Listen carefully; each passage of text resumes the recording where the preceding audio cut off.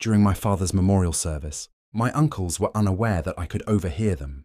The fool has no clue we altered Dad's will last month. All the assets go to us instead of that disappointment, they were saying, laughing beside my father's casket. I felt a surge of anger but remained silent. This morning my phone lit up with 26 missed calls from them. Honestly, I never expected to share this here. But after yesterday's events, I need to express what I'm feeling. Apologies for any formatting issues. I'm typing this on my phone while hiding in my dad's bathroom. Yes, it's one of those mornings. My father passed away last week after battling pancreatic cancer for 8 months. He was only 63, far too young. But cancer doesn't care about your retirement dreams. Dad and I had a complex relationship. He wasn't one for hugs, more of the get up, stop crying and figure it out type. Yet, beneath that tough love was a deep respect. He pushed me because he believed in my strength, or at least that's what I choose to believe now that he's gone. The funeral took place yesterday at Oak Ridge Memorial. Standard procedure. Closed casket since Dad looked terrible in his last days. His words, not mine. He made me promise not to let anyone gawk at his body. About 40 people attended. Dad wasn't exactly a social butterfly, but he had his close friends. After the service, I needed a moment alone, overwhelmed, feeling mostly numb. Watching someone fade away for 8 months is like being ground down by emotional sandpaper. I wandered into a small side room off the main hall, where the funeral home had cozy alcoves with chairs for people to collect themselves. I settled into one of those plush armchairs, closed my eyes, and took a deep breath. That's when I heard them. The door to the viewing room was slightly ajar, and my uncles, Thomas and Beckett, entered. Their voices drifted in before I could even grasp who was speaking. Uncle Thomas began mid-sentence, saying how I was supposed to feel sorry for him or something. Uncle Beckett chimed in, remarking that I took after my mother, not them. I froze. They were talking about me. I should have made my presence known, but something about their tone kept me still. The fool has no idea we changed Dad's will last month, Thomas said, and I could almost hear the grin in his voice. Everything goes to us instead of that disappointment. They stood next to my dad's casket, laughing. He thinks he's getting the house, the business, everything, Beckett added. Wait until Monday, when Bill reads the will. The look on his face will be priceless. Best decision we ever made, Thomas said. They manipulated my dying father while he was medicated. My blood ran cold, and I felt dizzy. I gripped the armrest so tightly my knuckles turned white. Walter couldn't even run a lemonade stand, Beckett said. Dad's company would be bankrupt in a year with him in charge. Thomas laughed again. I already told Maureen we won't need her services after next week. No point in keeping Dad's charity cases on the payroll. Maureen, Dad's housekeeper for the past 15 years, the woman who basically moved in to care for him during chemo, they were firing her. I sat there, literally shaking with rage, not being dramatic. My hands trembled, but I said nothing. Didn't confront them, just listened as they went on about how they'd protected the family legacy from me. Eventually someone called for them and they left. I remained there for another 20 minutes, trying to process what I'd overheard. Truthfully, I wanted to follow them to the parking lot and beat them into the pavement. The image of my uncle laughing next to my father's casket, while they schemed to steal my inheritance, is burned into my mind. But I didn't act on that impulse because my dad always said to never start a fight unless you know how you'll end it. At that moment, I had no idea what to do. I managed to get through the rest of the funeral, accepting condolences, nodding at all the "he was such a good man" comments, thanking everyone for coming, all while my uncles watched me with their smug little smiles, likely thinking about how they had outsmarted both me and my father. After everyone left, I drove to my dad's house. Our house, technically. I grew up there, and every corner holds memories, both good and bad. The dining room where Dad would drill me on math. The backyard where he taught me to throw a football, poorly. The garage where we restored that old Chevy when I was 16. When I walked in, I found Maureen in the kitchen, her eyes red from tears. She looked startled to see me, as if she hadn't expected anyone. "Oh, Walter," she said, quickly wiping her face. I was just cleaning up a bit. "Are you okay?" I asked, even though it was clear she wasn't. She hesitated, then shook her head. "Your uncles stopped by this morning before the funeral. They told me I should start looking for another job.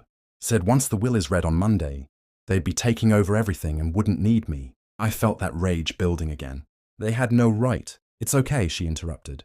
"Your father prepared me for this possibility. He told me those vultures would try to swoop in the moment he was gone." She tried to smile, but it didn't reach her eyes. "I just thought we'd have more time." We talked for a while longer, and it turned out Dad had been worried about his brothers for months. According to Moren, they started visiting more often once Dad became really ill, but only when I wasn't around. always bringing paperwork, insisting on privacy. Morin also mentioned something about a safety deposit box, but didn't know the details, just that Dad had been adamant about keeping some papers there away from the house. I stayed at Dad's place last night. I couldn't bear the thought of returning to my empty apartment. I fell asleep on the couch around 3:00 a.m. after going through old photo albums. I woke up this morning to my phone blowing up. 26 missed calls, 26 from Uncle Thomas, Uncle Beckett, their wives, even my cousins, plus about 40 text messages, asking where I was and demanding I call back immediately. I haven't replied to any of them, not yet, but something must have happened to make them panic. And you know what? For the first time since I heard them laughing by my father's casket, I felt something other than anger.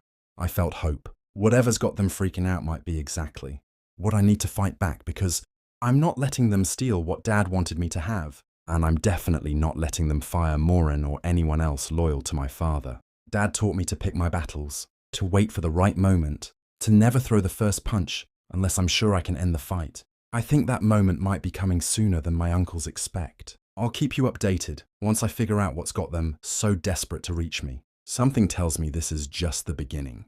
Update 1. First, I want to thank everyone for the support on my last post. I didn't expect so many people to care about my family drama. Honestly, reading your comments helped me feel less crazy about this whole situation.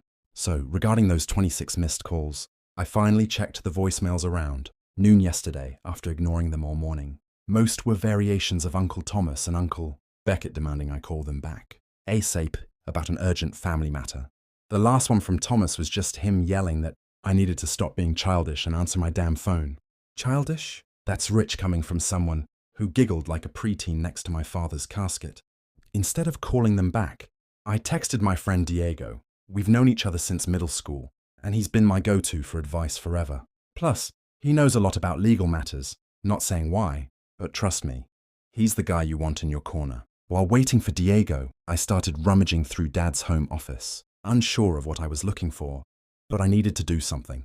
The room still smelled like him, coffee mixed with that strange, pine-scented hand sanitizer he was obsessed with. His reading glasses were still on the desk next to a half-finished crossword puzzle. That's when I recalled our last real conversation, about 3 weeks before he died.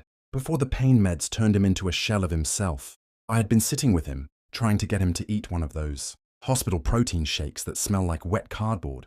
Suddenly he grasped my wrist, still strong despite everything, and told me he needed to ensure I understood something.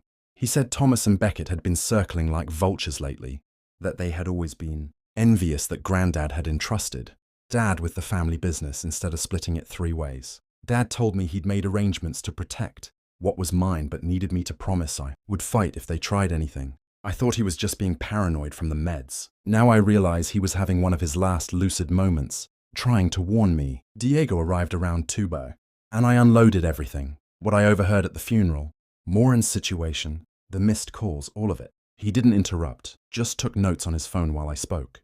When I finished, the first thing Diego asked was whether Dad had a regular nurse toward the end. That's when I remembered Kendra. Kendra had been Dad's home nurse for the final 2 months. She was a young woman, maybe in her mid-20s, always wearing colorful scrubs and playing lo-fi beats on her phone while she worked. Dad actually liked her. She didn't treat him like he was made of glass. I still had her number in my contacts, so I called her while Diego listened. She seemed surprised to hear from me, but was incredibly helpful. She confirmed that yes, my uncles had visited multiple times in Dad's final weeks, but only when I wasn't there. They always insisted on private time with Dad, even when she told them he was heavily medicated. The kicker? Kendra said the last time they visited must have been when they got him to sign whatever they're claiming is the new will. Dad wasn't even fully conscious. She mentioned walking in once during their private time to check his vitals and saw Thomas holding Dad's hand with a pen, guiding it across some document while Beckett and an unfamiliar guy watched. She thought it was odd, but figured it was just family business. When she relayed this to Morin later, Morin tried to call me, but I was stuck in traffic and missed the call. By the time I checked my voicemail and called back, Dad had a rough night and the message got lost in the chaos. Diego looked like he was about to say something when my phone started blowing up again. Thomas and Beckett calling from Thomas's house. I almost ignored it, but Diego suggested I answer and record the call. He reminded me our state only requires one party's consent, so it's totally legal. I put it on speaker. Thomas started immediately, demanding I come to his house right Now to discuss the will reading scheduled for Monday. He said there were complications we needed to address as a family before meeting with the lawyer. I feigned ignorance and asked what kind of complication. Beckett jumped in. Guess I was on speaker on their end too, mentioning something about paperwork irregularities and how, for everyone's benefit, we should present a united front. Throughout their conversation, I could hear a hint of panic in their voices. These were the guys who had been laughing at my dad's funeral. Now they sounded like they were about to have heart attacks. I told them I'd meet them at Dad's house in an hour. Their reaction? Complete silence for about 5 seconds. Then Thomas stammering that his place would be more appropriate. I insisted on Dad's house, and they reluctantly agreed. After hanging up, Diego and I did a quick sweep of Dad's office, searching for anything that might explain my uncle's panic. That's when I found it, tucked inside Dad's copy of The Old Man and the Sea, his favorite book, which he made me read 3 times growing up. It was a small black moleskin notebook, Dad's journal from the past year. I only had time to skim it before Thomas and Beckett were due to arrive, but wow, the entries from the last 6 months were essentially a documentary of my uncle's gradual attempts to manipulate him. Dad had detailed everything, their visits, their suggestions about changing his will, their comments about me being unready to take over the business. The last coherent entry, dated just before he began heavy pain medications, mentioned a safety deposit box at First National, bank downtown, and instructions to ensure I get the key from Moran. Before I could fully process this, the doorbell rang. Thomas and Beckett stood there, looking like they'd aged 10 years overnight. Thomas wore a fake smile, while Beckett couldn't even meet my gaze. Diego stayed in the kitchen as I led my uncles to the living room. They didn't look pleased to see Moran still there, cleaning up some dishes. Thomas made a comment about unnecessary staff expenses during this transition period, which I ignored. Once we sat down, Thomas launched into a speech about their concerns regarding the will reading on Monday, mentioning that there might be surprising developments that could upset the family dynamic. He alluded to some last-minute changes Dad made that might seem out of character. I remained silent, allowing them to dig their own graves. Eventually, Beckett blurted out that they were worried I might overreact upon learning that Dad had changed his will to leave controlling interest in the company to them, with me receiving only a generous stipend. That's when I asked, as innocently as possible, when exactly Dad had made these changes. Thomas claimed it was about 3 weeks ago when Dad was perfectly lucid and aware of his actions. I nodded, then asked why they were so concerned about my reaction. If everything was legal and above board. The look they exchanged told me everything. If I hadn't already known they were lying, that glance would have confirmed it. They backpedaled, saying they just wanted to prepare me and ensure I understood Dad's reasoning. Thomas even had the audacity to say that Dad had expressed disappointment in my life choices and didn't trust me with his legacy. Right then, I almost lost it. Almost revealed the journal, almost mentioned Kendra. But Diego's earlier advice echoed in my mind. Don't show your cards until you know theirs. So, I simply nodded again and told them I appreciated their concern but would wait to hear the will directly from the lawyer on Monday. I then essentially showed them the door, ignoring their attempts to keep the conversation going. After they left, Diego emerged from the kitchen with the biggest grin on his face, informing me he had recorded the entire conversation on his phone. We now had them on record, essentially admitting they were worried about something. I called Moran in and asked about the safety deposit box key. Her eyes widened and she dashed upstairs, returning 5 minutes later with a small envelope. Inside was a key and a note in Dad's handwriting. Walter, in case of emergency, trust only yourself. Diego and I headed straight to the bank, but it was already closed for the day. I would have to wait until Monday morning to see what was in that box. Later that night, I received a text from Diego stating he had contacted one of Dad's old business partners, a guy named Frank who had retired last year. Frank agreed to meet us for breakfast the next day, mentioning he had some interesting stories about my uncle's business practices that might be relevant to our situation. I'm writing this from Dad's kitchen at 2 a.m. because I can't sleep. The house feels different now, not just empty because Dad's gone, but like it's waiting for something to happen on Monday. I don't know exactly what's in that safety deposit box, and I'm not sure what Frank will tell us tomorrow. But for the first time since the funeral, I feel like maybe, just maybe, Dad was one step ahead of his brothers all along. I'll update after we meet Frank and check the safety deposit box. Something tells me my uncle's 26 frantic phone calls were just the beginning of their troubles. Final update. Apologies for the delay, everyone. The past week has been a whirlwind. I'm typing this from Dad's study, no, my study now. It still feels strange to say that. When I left off, I was about to meet Frank, Dad's old business partner, for breakfast before heading to the bank to check what Dad left in the safety deposit box. I was running on about 2 hours of sleep and enough caffeine to fuel a small army, but there was no way I was missing either appointment. Frank chose a quaint diner downtown, the kind with vinyl booths that squeak when you slide in, and waitresses who call everyone hun. He was already there when I arrived, nursing what appeared to be his third cup of coffee, judging by the empty creamers scattered around. My first impression wasn't what I expected. Frank was a short, balding guy with thick glasses and an old cardigan that had seen better days. He didn't exactly scream successful businessman, but Dad always said appearances can be deceiving. Frank didn't waste time with small talk. While I was still pondering whether to order pancakes or waffles, he slid a manila folder across the table. It turns out Frank had been keeping records of every shady thing my uncles had done at the company over the past decade. Nothing illegal per se, but definitely unethical. Times they tried to override Dad's decisions, clients they attempted to poach, even a failed attempt to oust Dad from the board 3 years ago, when he was first diagnosed. The real bombshell? Dad knew. He had been documenting everything himself, building what Frank referred to as an insurance policy. According to Frank, Dad never trusted his brothers, not since they attempted to persuade their father, my grandfather, to sell the company back in the 90s.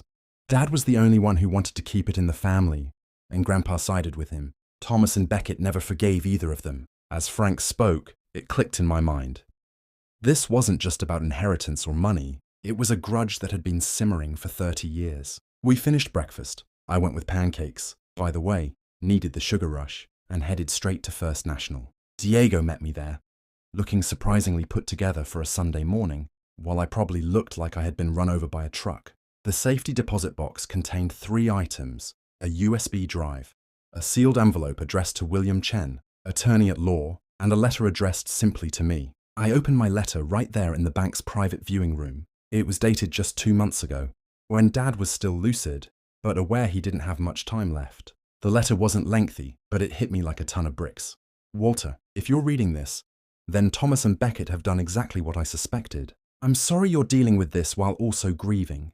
That's not fair to you. I've known for years that my brothers would try to take what isn't theirs. They've been waiting for this opportunity since I chose to run the company instead of them. The enclosed USB drive contains security footage from the house for the past 6 months. I had cameras installed when I first got sick, not because I didn't trust you, but because I didn't trust them. The envelope for Bill contains my true will, executed and witnessed properly 6 months ago, along with video testimony of my wishes. There's also a letter documenting my concerns about potential coercion.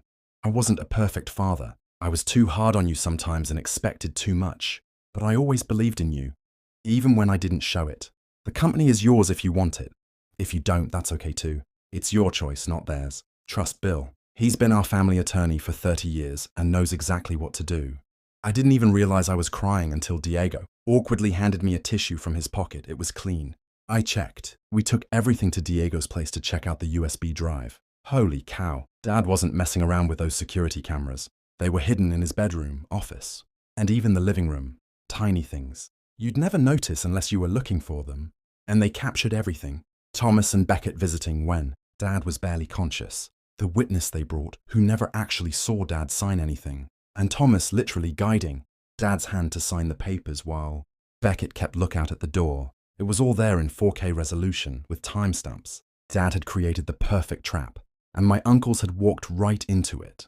Monday morning arrived and I felt strangely calm. I spent Sunday night at Dad's house, sleeping in my old bedroom for the first time in years. The ceiling fan still made that clicking noise, every third rotation that used to annoy me, but now it felt oddly comforting.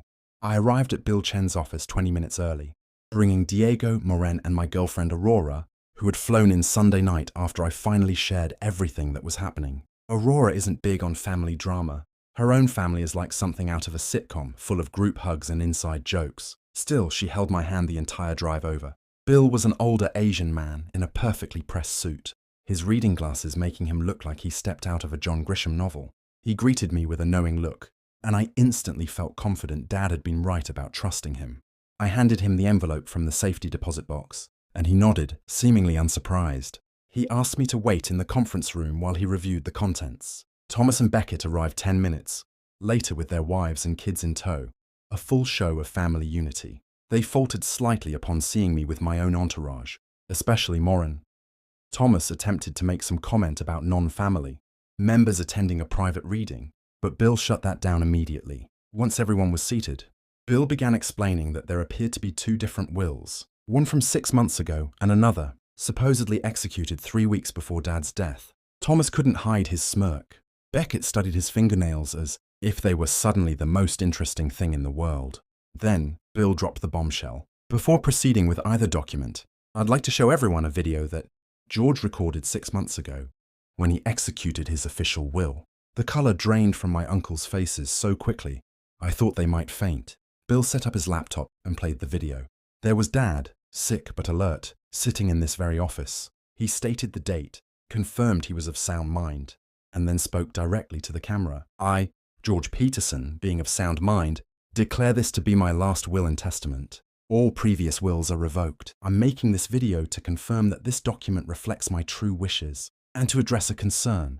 My brothers, Thomas and Beckett Peterson, have been pressuring me to change my will in their favor.